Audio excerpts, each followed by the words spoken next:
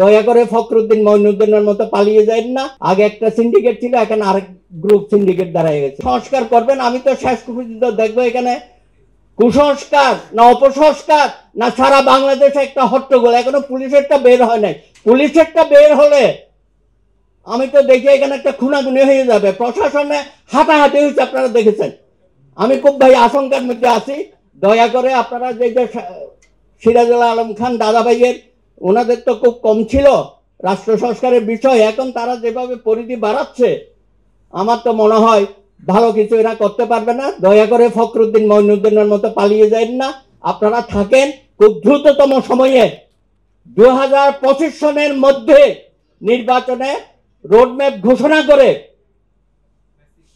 বিশ্বনন্দিত professor Yunus আপনি আপনার সম্মান নিয়ে জনগণের ক্ষমতা জনগণের হাতে ফিরিয়ে দিয়ে দেন।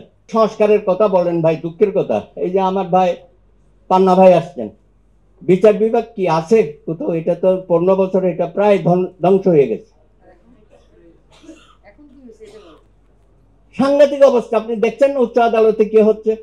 12 জন বিচারপতিকে বসায় রাখিয়া দিচ্ছে, এর আগে 3 জনকে রাখছিল।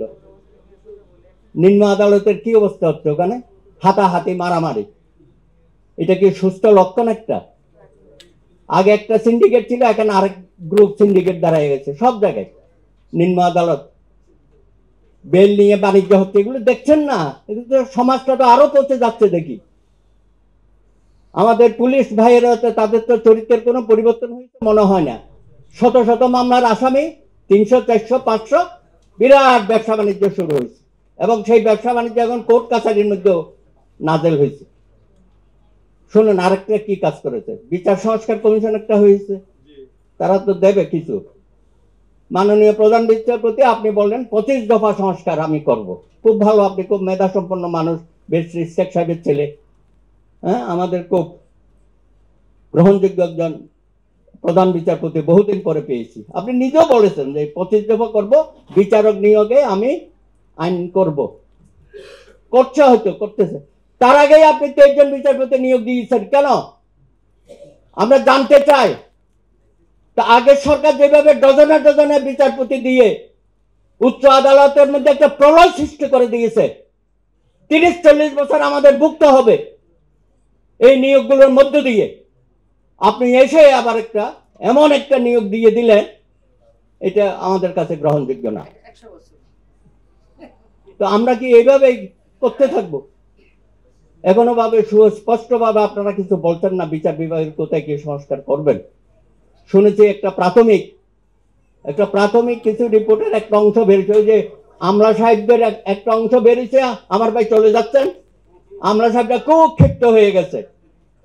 যারা রিটায়ার্ড করেছে 10-15 বছর আগে, তারা সহ আমার ভাই বিজন দা এখানে আছেন, এবং যারা ডিপ্রাইভ হয়েছে তাদের রেট্রোস্পেক্টিভ প্রমোশন এগুলি তো দিতে হবে। কিন্তু ডেপুটি সেক্রেটারির একটা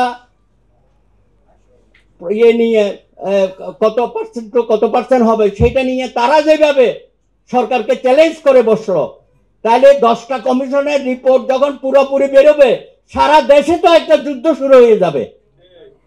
এটা বুঝতে পারছেন না?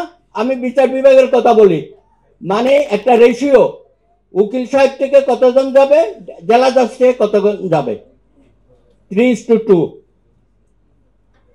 এখন তারা বেশি চাচ্ছে, আইনজীবীর থেকে সংখ্যা বেশি, এখনো প্রকাশ হয় না।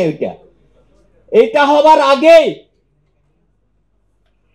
বিচার বিভাগের যারা কর্মকর্তা আছেন, ওদের একটা সমিতি আছে,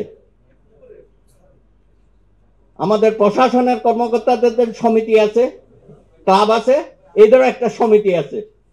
তারা একটা বিবৃতি দিয়ে বসে আছে, সরকারকে চ্যালেঞ্জ করে যে এই কমিশনের রিপোর্ট আমরা মানি না।